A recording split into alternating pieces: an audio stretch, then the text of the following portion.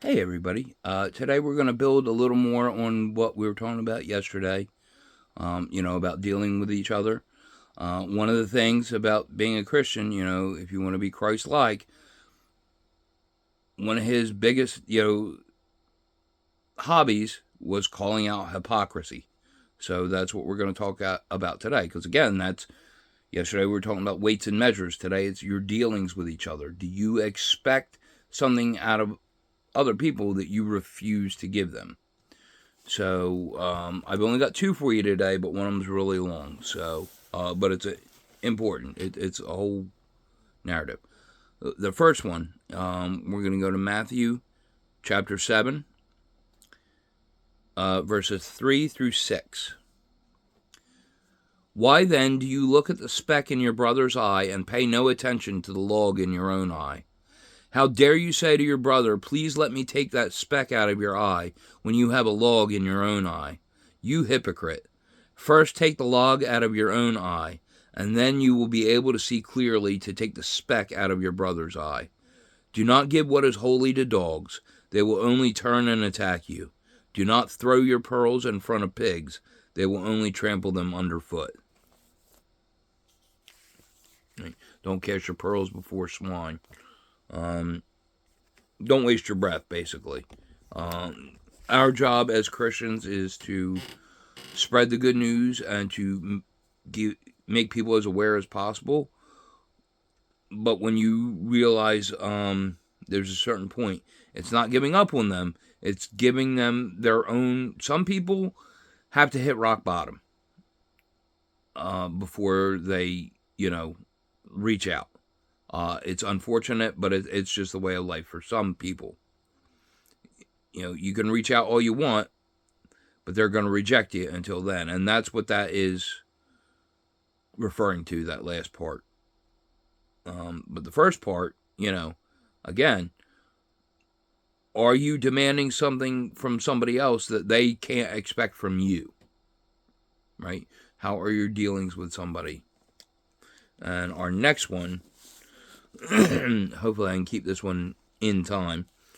We're going to go to Matthew chapter 23. And I'm going to read you verses 13 all the way to 36. Right. How terrible for you, teachers of the law and Pharisees, you hypocrites! You lock the door to the kingdom of heaven in people's faces, but you yourselves don't go in, nor do you allow in those who are trying to enter. How terrible for you, teachers of the law and Pharisees, you hypocrites! You sail the seas and cross whole countries to win one convert, and when you succeed, you make him twice as deserving of going to hell as you yourselves are. How terrible for you, blind guides! You teach, if someone swears by the temple, he isn't bound by his vow, but if he swears by the gold in the temple, he is bound. Blind fools! Which is more important, the gold or the temple which makes the gold holy? You also teach, if someone swears by the altar, he isn't bound by his vow, but if he swears by the gift on the altar, he is bound. How blind you are! Which is the more important, the gift or the altar which makes the gift holy? So then, when a person swears by the altar, he is swearing by it and by all the gifts on it.